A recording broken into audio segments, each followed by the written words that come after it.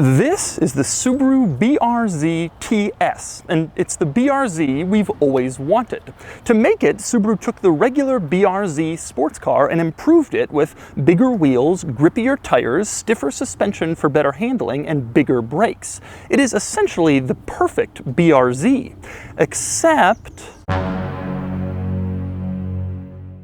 Except they didn't increase the power.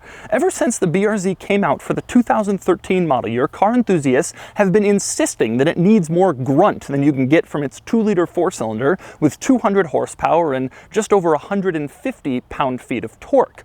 Every article about this car addresses it. All car journalists talk about it. All enthusiasts know about it. And then Subaru is making some updates to the BRZ and they're like, I wonder what we should do. And that's where we get this car, which I've borrowed from a viewer here in the San Diego area. It's tuned for a sportier driving experience than the regular BRZ. It's limited to just 500 units in production, and it has a wing on the back the size of patio furniture. But it isn't the ultimate BRZ, because up front you still have the same 205 horsepower 2-liter 4-cylinder you get in the regular BRZ. This is like a BRZ with every single desirable factory performance modification except the one that really matters. Or does it really matter? Today I'm going to review the BRZ TS and I'm going to find out. First I'm going to poke around this thing and I'm going to show you all the interesting quirks and cool features of the ultimate BRZ, which by the way starts around $34,000 with shipping. Then I'm going to get it out on the road and drive it, and then I'm going to give it a Doug score. And for more of my thoughts on the BRZ TS, click the link below to visit autotrader.com/oversteer, where I've also compiled a list of 5 other cars that I think desperately need more power.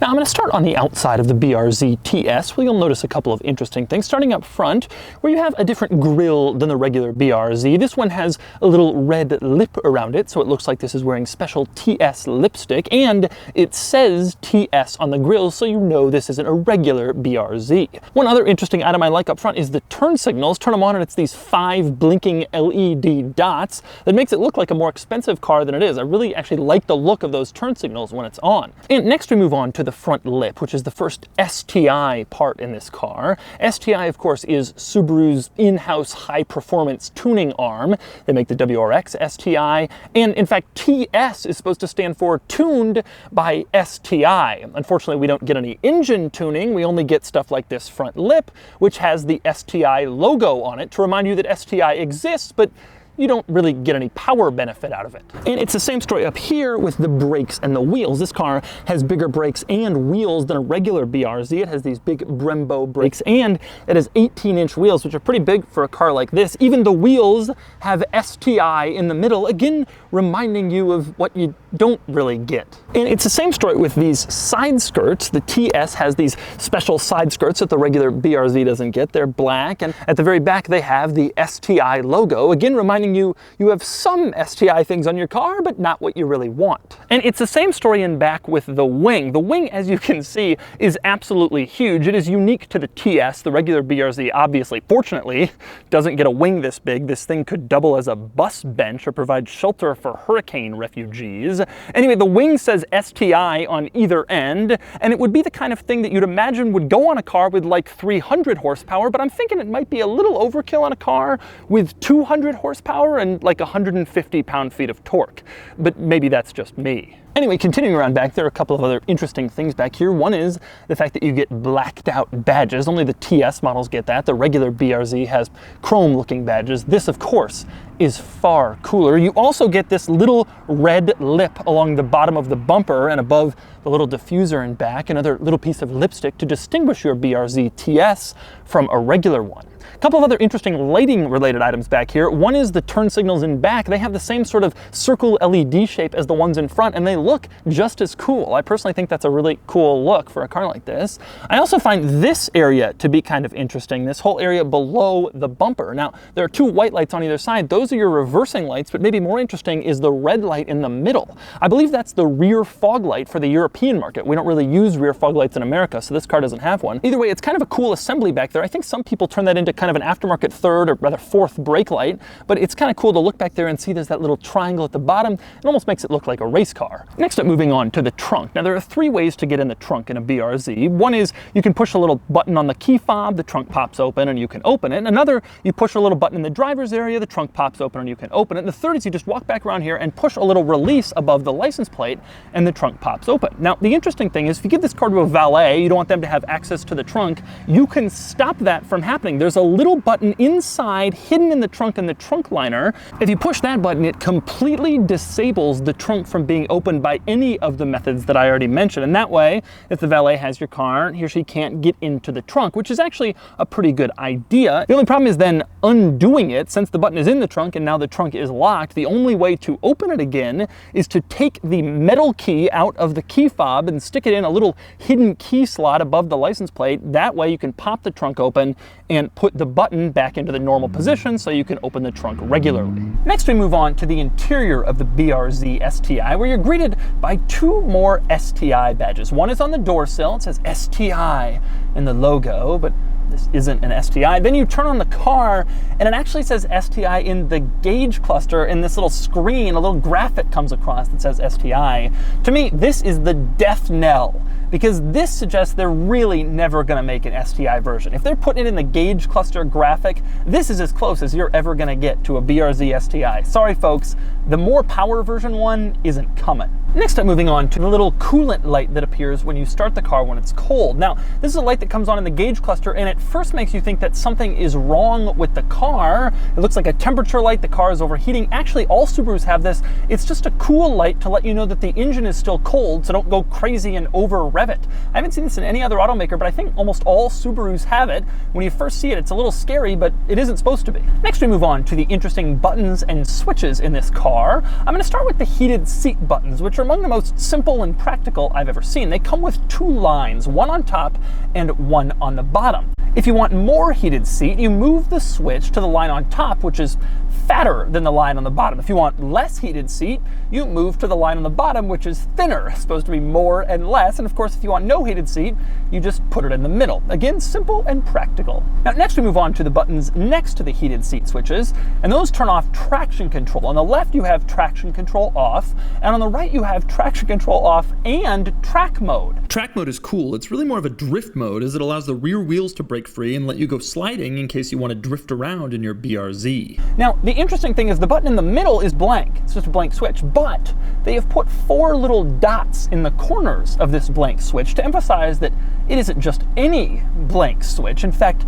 it's a cool dotted blank switch. Our next interesting item in this car is the start-stop button. I find it rather interesting. It's placed in the center control stack, and it's in this giant housing. You have the button, and then it's surrounded by this kind of chrome trim, and then there's this big plastic housing around it to really emphasize the start-stoppiness. Now, in the TS, the start-stop button is red. In the regular BRZ, it's black. So that's how you know you've done better. Now, next up, moving on to the door panel. You can see in the door panel there isn't a pocket for storage. It's not a large one anyway. There is one that's perfectly sized for a water bottle. And in fact, there's one of those on the driver and on the passenger side. So there are 2 cup holders in the door panels. Now, interestingly, there's also 2 cup holders in the center console. So this rather tiny little sports car has 4 total cup holders, which seems to me like overkill, but maybe you want to have a lot of cups when you're driving one of these. Now, next up, I want to talk about the seats and the interior in this car. The seats are very nicely bolstered, tight sport seats, Alcantara centers. They have red on the sides, red stitching. They look like good car sport seats, not the kind of thing you'd expect in a little 4-cylinder kind of entry-level sports car. Same story with the door panels. They have Alcantara, nice stitching. They look really nice. A lot of this car is sort of cheap, simple, durable plastic, but some of the stuff that they changed to make the TS actually looks really good. And I think in the end, the interior of this car is a really respectable and nice place to be for a sports car, especially at this price point. Now, next up, we move on to the gauge cluster, and it is relatively straightforward, but like I mentioned before, there is a little screen in there, and there are a couple of interesting things in that screen. One of which is if you scroll through, you will find a power and torque curve, horsepower and torque, and it even shows per RPM where the power and torque is. The weird thing is there's no legend. It doesn't tell you how much power or torque you're making.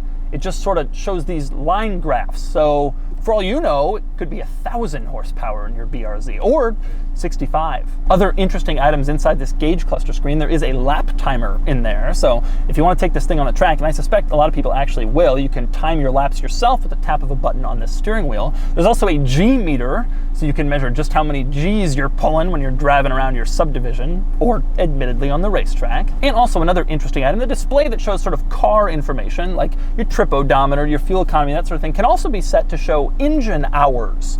So if you want to see how many hours your BRZ has been running, you can take a look at that in case you come to buy this car and you have more of a background in buying construction equipment than in cars. Next up, we move on to the infotainment system. There are a couple of interesting items in here. One is the rear camera timeout function. You can set it so the reversing camera stays on even after you get out of reverse. When you get back into gear, the camera stays on. And you can even set exactly how many seconds you want the camera to stay on for. Seems odd to me. You think there's anybody who's like, no, I don't want 4 seconds. I want the camera to stay on for 3 seconds. That's the sweet spot. Seems a little too configurable, but you have that option in this car. Another interesting item, if you go into sound settings, you go into entertainment volume, you can use this little slider to turn up the radio volume, even though you can also just use the little dial to turn up the radio volume like in every other car. I've never seen an option to turn up the entertainment volume inside, like buried in a menu in the sound settings before. Now, aside from those two quirks, the infotainment system is honestly mostly pretty simple. It's very small screen. It's not a big screen like in modern luxury cars and that sort of thing. And it doesn't really have all that much functionality. It has a navigation system. You can put apps on it, Bluetooth, but it doesn't have a lot of wowing, incredible features. Basically, it's simple to use. It's easy, but it isn't excessive. Sort of like this car, frankly. But I wish I could say the same thing about the owner's manual. The owner's manual hides in the glove box, and it is insane. It is absolutely massive. The regular owner's manual is 568 pages in length. 568 pages. Then the owner's manual for the infotainment system is another 216 pages. The owner's manual for just the audio system, which I would think would be covered in the infotainment manual, it isn't. This owner's manual is another 93 pages by itself. And then there's all sorts of other little leaflets and pamphlets and other manuals for other items, warranty that you get with this car. This is more owner's literature than the Maybach I reviewed, and I am not exaggerating. It's almost like Toyota and Subaru, they got together to make this car, and they all wanted to put everything that they had ever learned into their owner's manual, and Subaru's like, no, we need this, and Toyota was like, no, we need this, and the result is 568 pages of owner's manual. Amazingly, and perhaps hilariously, the car also comes with a quick guide, which is only 26 pages long. So you have like 800 pages of literature, but they kind of figure they can condense it all into a 26-page quick guide. And little pro tip for you, if you get one of these, this is really all you need. One interesting item I will note in all of this literature is the TS models get their own little TS leaflet, which kind of describes why they're special, and it goes into all the cool features like the 18-inch wheels, the retuned suspension, the blacked out badging, limited to 500 units. Interestingly, just like on the STI Type RA, it says here rear wing and STI aero package are shipped separately and intended for dealer installation prior to sale. So theoretically, this car arrives without the wing and without the aero stuff on the side, and the dealers put that on, meaning you could theoretically have a BRZ TS without the crazy wing. But it's so distinctive. Would you want that? Yeah, if you're a reasonable person. And finally, unbelievably, annoyingly actually, this car has back seats despite its incredibly small size. I forgot about this until I got in this thing today and I started going through the quirks, and I realized I was gonna have to climb into the back seats as I always do for your amusement. And so here goes. I've moved the front seat all the way forward already, which makes it easy. Oh, and now I'm back here, and this really is one of the single tightest back seats in the entire car industry. If you put the front seats back, I have no room, and this is with the front seat all the way forward. There's absolutely no way that you would ever want to spend any time in this back seat. Now, you might be wondering what exactly is in the back seat, and the answer, of course, is nothing, because no one will ever be back here. There aren't even air vents in the back seat. Subaru isn't even pretending people are going to use this back seat. It's just here for storage and maybe a small child. And I say that because there are latch child seat anchors back here. They're covered up by this little leather flap. You lift it up and you can install a child seat back here, although I imagine that would probably be the most cumbersome and difficult child seat installation process I could imagine, and I hope no one ever has to go through that in their BRZ or FRS. And so those are the quirks and features of the BRZ TS. Now it's time to get it out on the road and see how it drives. All right, time to drive the BRZ. It's been a while since I've been in one of these, which is a shame because they're amazing. It's just so good at corners, but even like normal acceleration on a regular street, it's just slow. You know, I just put up the NA Miata video. You probably saw it weeks ago, but I just put it up and I was thinking about that car and this car, and that car's slow, but it's fine because it's 8 grand and it's 25 years old. This car, I'm flooring it. The Sprinter behind me is like, just keeping up. It's fun to use all the car, and I enjoy cars where you use all the car. I really do. Boxster, I really like. I don't need a big, powerful car. I don't need 600 horsepower. That stuff's stupid overkill, usually. And I enjoy that. I enjoy flooring it right there through a kind of a sweeper, and you get a feel, you know, more car, and that's cool. The handling is so good. It steers amazingly. The car is dead flat, and in this case, I think the tires have helped considerably. It's now got these Michelins on here that are a lot more aggressive of a tire than the tires that are on the original BRZ. They really help the car grip, but it just isn't fast enough to really thrill me. It's fun, and it's fun around corners, but here I am on sort of a long straightaway, and I floored it, and I can feel that it's accelerating, and it's not like, you know, Hyundai Accent slow, but it's not sports car fast. And to me, that's a mistake. With that said, the car feels very planted, very stable. I mean, the body roll is almost non-existent. The car is wide and low, and so body roll is very controlled. It has every sensation that you would want it to have when you're going around a corner. It feels like a pure sports car, the kind that isn't really made anymore in today's world in the pursuit of power above all things. And I concede, I don't want this car to be overpowered, because I think that would kill sort of the thing that makes this car special, which is that it's like a purist sports car. However, it is currently underpowered, and I kind of think that Subaru and Toyota, in making this car, sort of hide behind, oh well, it's a purist sports car, it's not supposed to be powerful. Well, fine, but can you at least make it like acceptably fast? I mean, this isn't enough. One question I'll expect to get is, can you daily drive this car, the TS specifically? And I think the answer is yes. Frankly, to me, it doesn't actually feel a lot harsher than a regular BRZ or FRS. I do think it feels a little bit grippier and a little bit more kind of stable and planted than the regular. I feel like I have a little bit more confidence in this car, and I'm sure that's all due to the wing. And the car is very rewarding. The seats feel very comfortable. They grip you well, but not so tight that they feel like they're pinching you like the seats in a GT3. They just feel good.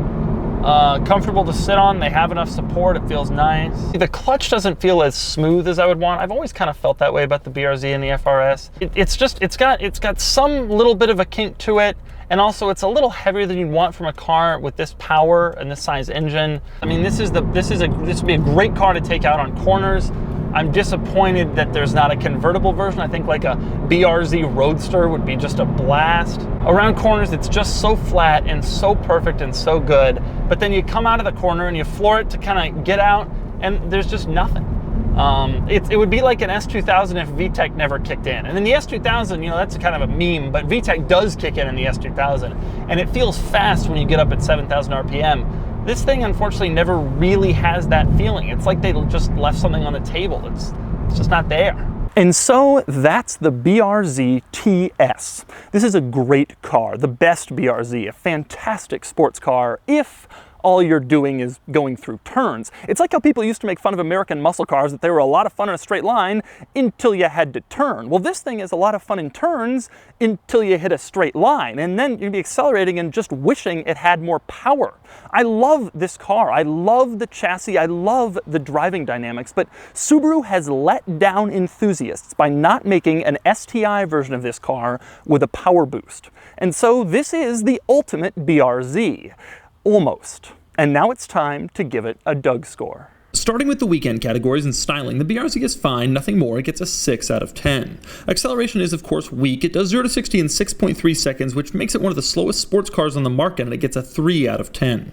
Handling is very sharp, and it gets an 8 out of 10, which ties cars like the new Acura NSX and the Mercedes-AMG GT. The BRZ's chassis is just wonderfully balanced. The steering feel is excellent, and it deserves it. Fun factor, however, is dulled by the low power, and it gets a 6 out of 10. Cool factor is only average, as these have gotten very common, and only BRZ geeks will get excited about the TS model. It gets a 5 out of 10 for a total weekend score of 28 out of 50. Next up are the daily categories, starting with features. The BRZ TS is fine, but nothing special, and it gets a 5 out of 10. Comfort is also fine. The ride is a bit harsh, and nothing is plush, but it's very livable, and it gets a 5 out of 10. Quality is good, reliability is strong, and while the interior isn't gorgeous, the TS makes some nice upgrades over the base model. It gets a 7 out of 10. Practicality is not so great. Cargo space is low, even for a car like this, and while 4 seats are helpful, they're so small they don't do much, and it gets a 3 out of 10. Finally, there's value. This is a fun car and a great sports car, but it's also 34 grand for about 150 pound-feet of torque, and I can't give that anything better than a 6 out of 10 for a total daily score of 26 out of 50. Add it up, and the Doug score is 54 out of 100, which places it here against rivals. It's more fun and more practical than the 124 Abarth, suggesting it might beat out the ND Miata, but I'd still rather have a WRX STI, a Focus RS, or a Golf R, all of which are faster, more practical, nicer inside, barely worse to drive, and not that much more expensive. The BRZ TS is a good car, but it's held back from being a great one. One other interesting item I like up front is the turn signals. Turn them on and it's these 5 blinking LED dots. 5 blinking LED dots. 5 blinking 5